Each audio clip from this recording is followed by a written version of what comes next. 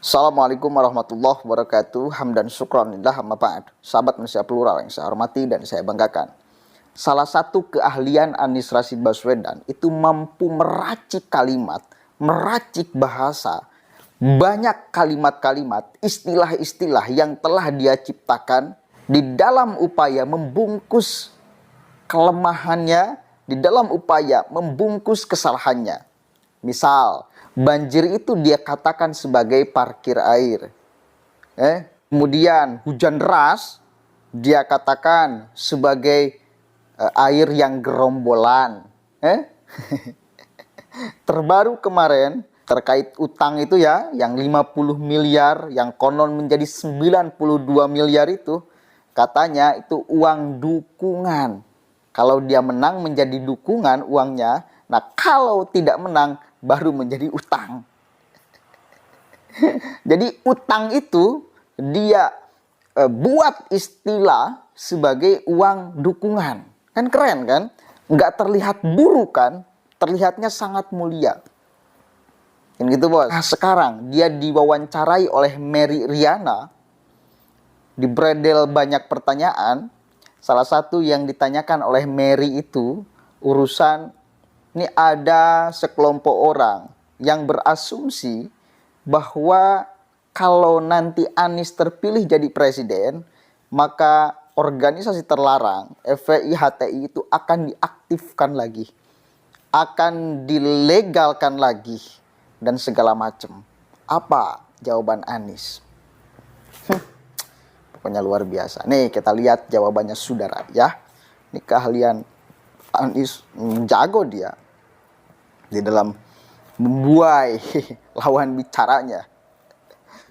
Karena mungkin banyak orang mengantisipasi. Kalau tadi kan Pak Anies bilang pilkada dan itu sudah selesai dan diselesaikan dengan baik dengan apa yang dilakukan Pak Anies selama 5 tahun. Tapi kan kedepannya ada pilpres nih, dan ada mungkin beberapa orang atau mungkin ada orang-orang yang berasumsi, rumor yang bilang bahwa wah nanti kalau Pak Anies Baswedan jadi presiden, nanti organisasi-organisasi seperti FPI, HTI yang sekarang dinyatakan sebagai organisasi terlarang nanti bisa dikembalikan lagi dan tidak dilarang dan akhirnya jadi berkembang lagi. Sederhana. The best predictor of future pattern is your past pattern. Bicara tentang masa depan, lihatlah masa lalu. Lihatlah masa lalu. Jadi ketika kemudian kita memberikan asumsi, lagi-lagi asumsi ya. Asumsi itu diulang-ulang seakan itu kenyataan. Asumsi apapun lah. Asumsi apapun. Jadi kalau ini Bu Mary pakai baju merah, tapi kita semua bilang biru, apa yang terjadi? Seakan-akan biru. Bu Mary sudah bilang biru, cerah gitu. Semua orang bilang yang biru gitu. Jadi sesuatu yang itu yang saya alami. Jadi bayangkan, ini secangkir air putih. Secangkir air putih nih. Tapi kalau ada 10 orang di ruangan ini, rame-rame bilang ini air keras. Apa yang tercipta di luar sana? Ini air keras. Maka itu saya tidak mau menjawab ini air putih, enggak. Udah pada nyobain aja. Cobain aja sendiri. Caranya apa? Saya udah kerja 5 tahun nih. Udah 5 tahun, coba deh Anda lihat sendiri dah. Terjadi tidak? Jadi saya selalu bilang kalau Anda ditanya tentang hal yang sifatnya masa depan, jawablah dengan rekod yang dikerjakan masa lalu. Karena itulah yang paling valid. Soalnya kalau masa depan itu kita bisa ngarang kok soal masa depan. Tapi kalau masa lalu nggak bisa ngarang. Karena udah kejadian. Dan dalam psikologi kita tahu tuh, the best predictor of one's behavior adalah your past behavior. Future behavior adalah your past behavior. Jadi kita proyeksikan aja berdasarkan yang dikerjakan di Jakarta. Bila dikerjakan Jakarta itu berdasarkan konstitusi, misalnya ya kira-kira ke depan akan begitu. Isu apapun. Seperti itu. Nah, kemudian tapi dalam semua kampanye selalu akan ada menyebarkan rasa takut. Ini di mana-mana, bukan hal yang baru, dan saya juga nggak usah komplain.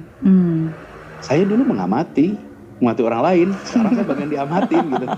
Jadi ketika dulu saya ngamati, kenapa orang pada sensi ya diomongin gitu, relax aja lah. Ya sekarang saya juga harus relax dong. Biasa saja. Dan itu juga seumur umur sejarah umat manusia. Ya. Di situ ada yang namanya gosip, ada yang namanya diomongin dengan biasa aja. Iya. Kita fokus pada apa yang mau kita kerjakan. Betul. Dan tidak usah menghabiskan ruang di dalam pikiran kita untuk itu, karena itu saya nggak pernah bahas. Saya tidak pernah mengomentari, jalan aja. Kenapa? Karena saya yakin yang saya kerjakan ini insya Allah benar, untuk kepentingan orang banyak, dan itu saya pegang. Oke. Keren nggak jawaban Anies? Tertangkap nggak oleh kalian? Apa sebetulnya jawaban Anies tuh? Poinnya apa? Pertanyaannya apa? Jawabannya apa? Tertangkap gak oleh kalian? Katanya sederhana jawabannya. Itu bukan jawaban yang sederhana. Itu jawaban yang sangat luar biasa. Nggak jelas jawabannya. Kalau sederhana itu, kalau simple itu, Mary itu nanya, ini akan diaktifkan lagi atau enggak? Ya tinggal jawab aja, enggak atau iya. Gitu loh. Ini kan malah membulet. Ini urusan asumsi. Wah, dia kemudian preteli itu apa asumsi? Segala macam. Lihat rekam jejak. Ya rekam jejaknya jelas Anda. Menari di atas politik identitas. Menari di atas politisasi agama. Bersenang-senang di atas politisasi agama. Itu faktanya. Itu rekam jejak Anda tuh. Apalagi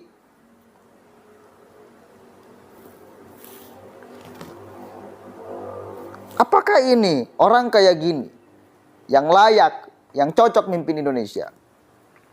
Ya silakan aja jawab. Karena poin inti yang ditanyakan oleh Mary itu nggak dia jawab. Iya atau tidak? Bakal atau tidak? Karena kan dia punya kewenangan nanti. Kalau terpilih, kan kalau meskipun nauzubillah min dzalik, tapi kalau terpilih, bakal nggak itu FPI dan HTI diaktifkan?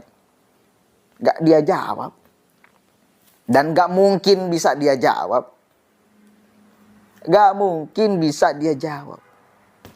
Karena pendukungnya dari dulu sampai sekarang, ya mereka-mereka itu. Yang kalau Anies jawab, misal Anies jawab gini, saya kalau nanti terpilih jadi presiden, keinginan saya, misalnya, keinginan saya tetap akan menjadikan HTI dan FPI menjadi organisasi terlarang. Karena, itu udah menjadi keputusan besar pas ketika masa sekarang, pemerintahan Jokowi. Anies itu pengen menjawab gini sebetulnya. Tidak akan. Apa salahnya FPI dan HTI? Di mana terlarangnya? Mereka sedang menyebarkan Islam, menginginkan aturan Islam yang kafah. Dengan berdasarkan syariat Islam khilafah. Saya kira itu tuh yang dia pengen sampaikan. Dia pengen jawab itu. Cuma blunder lagi kalau Anies jawab itu. Bahaya.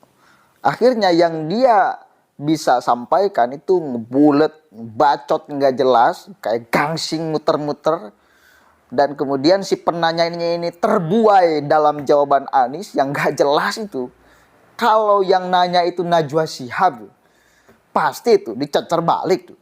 Gak bisa terbuai oleh jawaban Anies yang sebetulnya bukan jawaban. Itu dia asumsi lagi jawabannya. Kan itu bos. Cuma nggak tahu itu Mary itu kenapa nggak dilanjutkan pertanyaannya. Nggak menyetop gitu loh. Ya maksudnya Pak, maksudnya kalau Bapak nanti jadi presiden, bakal atau tidak, ada keinginan atau tidak memberikan izin kembali atau mau tetap melarang. Karena harusnya ya atau tidak. Kalau memang tegas. Karena nggak mungkin dia tegas. Nggak mungkin bisa. Wah bahaya. Mereka akan kecewa dan pada akhirnya meninggalkan Anies. Kalau memang Anies menjawab itu. Sementara basis masa Anies yang mendukung Anies sekarang itu ya hanya mereka-mereka itu. Merekanya kabur. Terus apa modal sosial? Nggak ada. Modal Anies nggak ada selain daripada mereka. Nggak ada. Apa? Ya. Mudah-mudahan ada manfaatnya. Itulah kesaktian lidah Anies dalam menjawab. Di dalam mengecohkan si penanya. Ngebulet, ngebacot, nggak jelas. Muter kayak gangsing. Nggak kena terhadap inti pertanyaannya. Jawabannya nggak jelas. Muter-muter. Ya, mudah-mudahan ada manfaatnya. Allahumma muwaffiq ila aqwamit thoriq. Wallahu a'lam bishawab. Assalamualaikum warahmatullahi wabarakatuh.